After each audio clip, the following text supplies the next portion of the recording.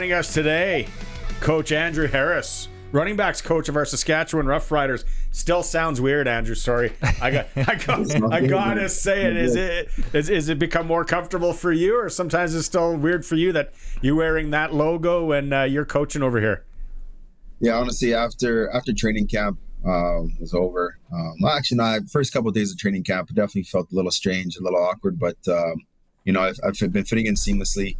The role has been something that has been a seamless transition as far as being on the coaching side of things. The big thing is prepping the guys the way I would prep as a player, seeing the game, helping the game slow down, and but yeah, just wearing the green. The green and white is definitely an adjustment. I know when I first got my bag of coaching stuff, I had a bunch of black in there, so I was wearing that first, and then it was laundry day, and I threw on the green sweater for the first time, and I was like, "What the heck is this?" But no, it's awesome, man. It's great to be here. Great fan base. The facilities are awesome, and I'm happy to be wearing green for sure. You talk about prepping guys the way you would have prepped. Now, going back, played in the league a long time, been around a lot of running backs yourself. Would you say that you prep, I guess, your prep was common, or did you do a lot of things that were different? Yeah, I mean, I haven't really ran into a running back that looked or prepped the way I did. I mean, I don't look at myself as the most athletic, the fastest, strongest, quickest guy out there. My edge was always, the mental prep and seeing things before they happen, anticipation, patience, understanding how the guys in front of me are blocking for me. So now passing that down, and obviously I worked with AJ in Toronto a little bit, and just showing him how I was successful, but now having my full claws on a day-to-day basis, and working with the rest of the guys.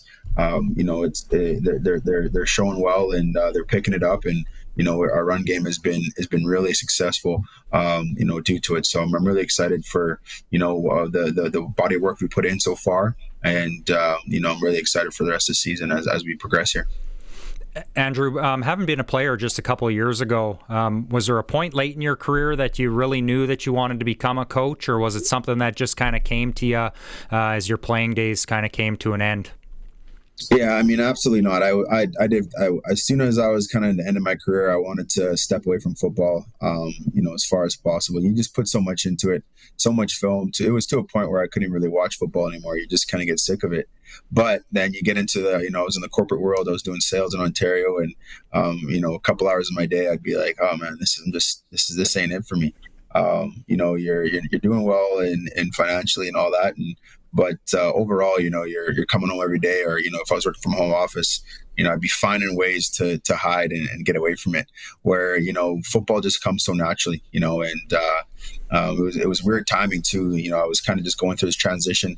I got my contract renewed for the company I was working for, or extended, and was looking at we had two young boys here, me and my partner, and we were kind of missing family, and so we were actually moving back to Winnipeg.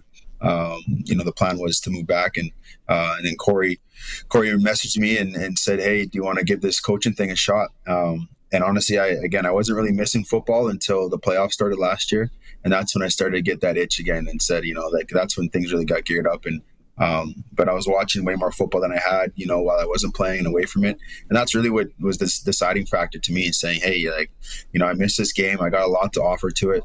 And again, just from the student part of being, a player, and even my last year and a half, I was really like a player's coach out there. I had no business playing anymore when you get old and dusty, right? So that feeling when you can see things, you want to do things, but your body just can't get there as fast or as prominent as you used to, and that's when it walks away. But yeah, it's time to walk away. But for myself, helping the guys out and being that player coach was really a good indicator for me that coaching could be an option for me.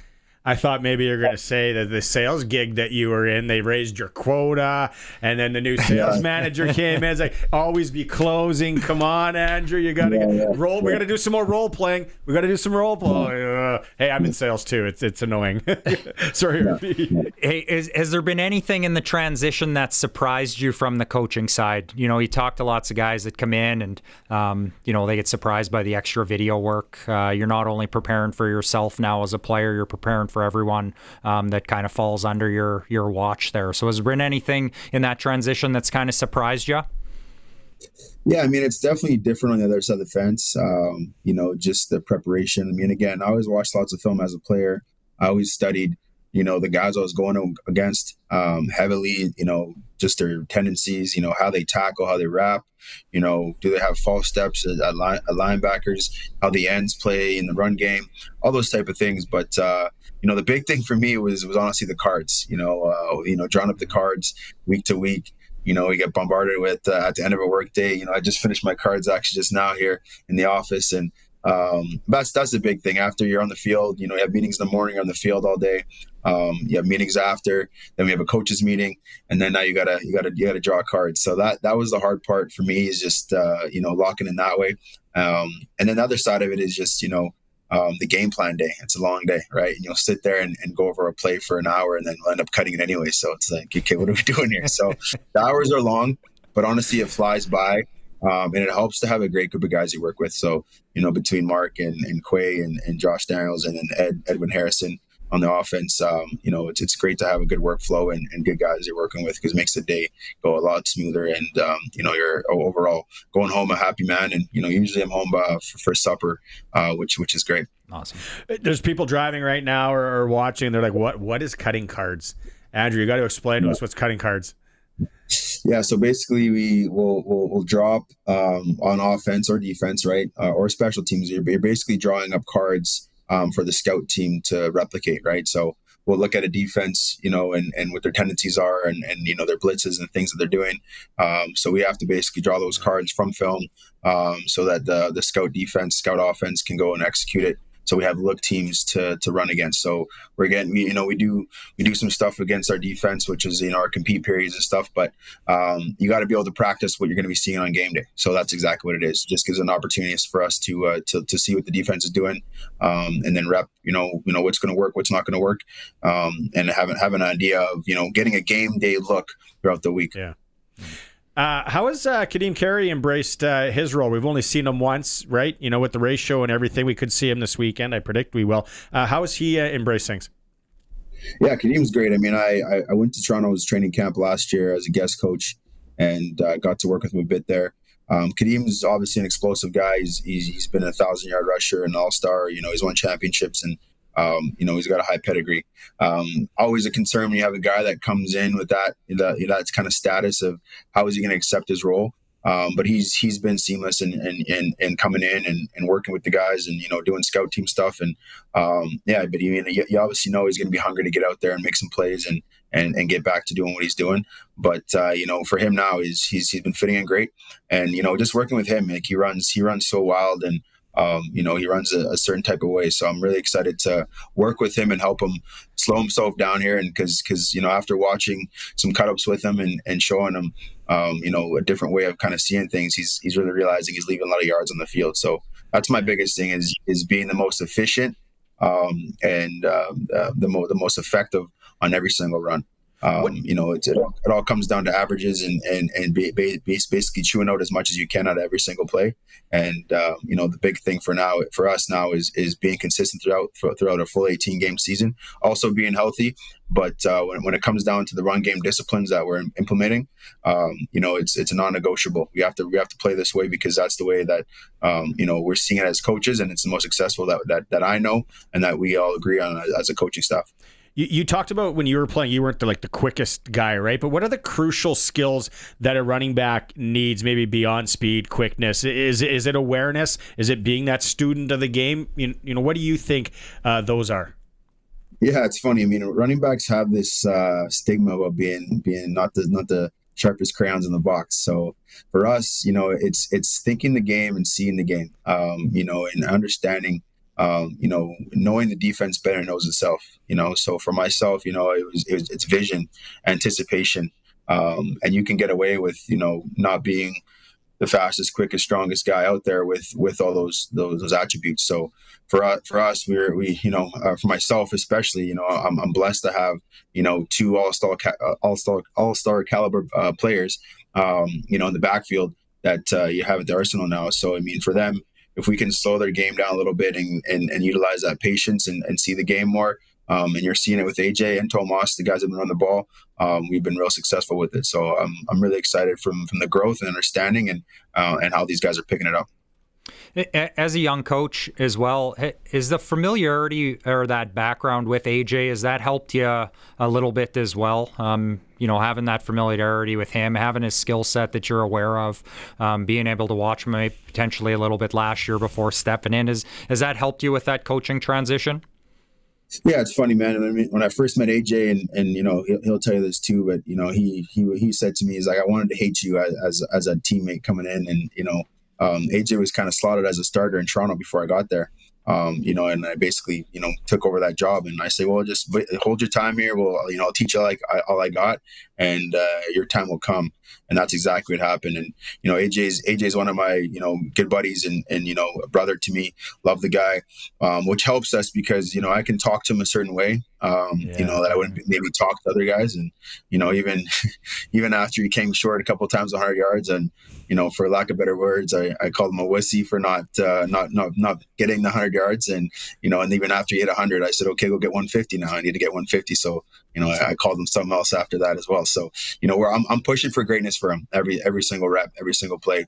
And, the way that our relationship has grown as teammates, and now from, player to coach, or coach to player, it's really blossomed. And I think the big thing is you got to trust your coach. You got to trust the guy that's, guiding you and leading you.